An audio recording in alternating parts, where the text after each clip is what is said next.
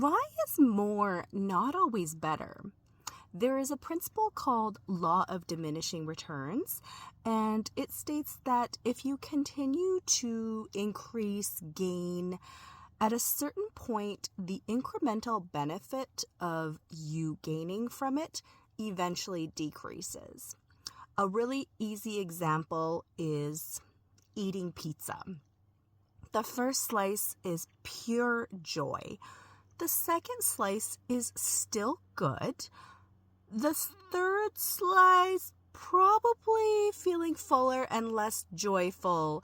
And more than 4 slices, you are probably feeling bloated and ill and unwell. This is the same concept for someone that is an oversaver.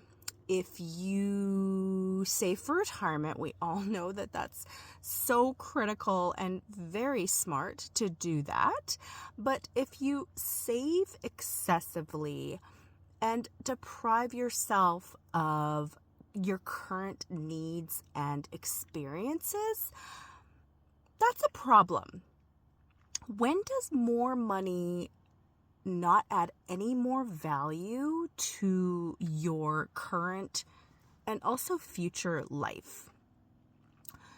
The benefit of each additional amount saved starts to shrink compared to the cost of not enjoying your life currently. More is not always better, and that includes money. After a certain point, the extra effort and time that you give away yields less and less benefit, and even it becomes a negative effect. When we are giving away our time for something like money, time is actually far more precious, non-renewable resource compared to money. And so we have to be mindful of when is enough, truly. What is your normal monthly or yearly spending habits? Do you even know? And extra retirement money, is there enough? And is there a plan? Because if you want to leave, a large inheritance to your children, for example, do they really need all that near the end of their life? Probably, because by the time they inherit it, hopefully they will be quite old, because you will be quite old when you pass away. Is there a chance to provide some generosity during your life so that you can enjoy things with them and so that they can enjoy things while they're young too? Are you sacrificing your present opportunities and experiences for a non-tangible future state in which you will all of a sudden start spending your money freely?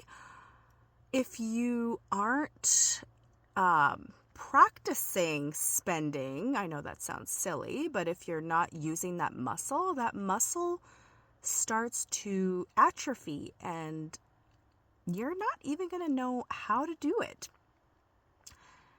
Are you missing out on personal growth opportunities? Are you saying no to taking a cooking class or going out socially with friends? That's a telltale sign that you're sacrificing current experiences for a savings amount that you might not actually need. So the question is, have you done the math for yourself? I know that people like to think of whole numbers and aim for a certain target, whether it's $200K, $500K, even $1 million. That sounds really nice, and it's good to set goals. But what is your actual projection? Because you might have already saved enough if you factor in things like compound interest and your current age. So, my goal to you is to do some exercises with your brain. If you were handed $1,000 and you had to spend it on something, do you even know where to start? Because I sure don't. It's really important to practice spending throughout your life and not lose that muscle.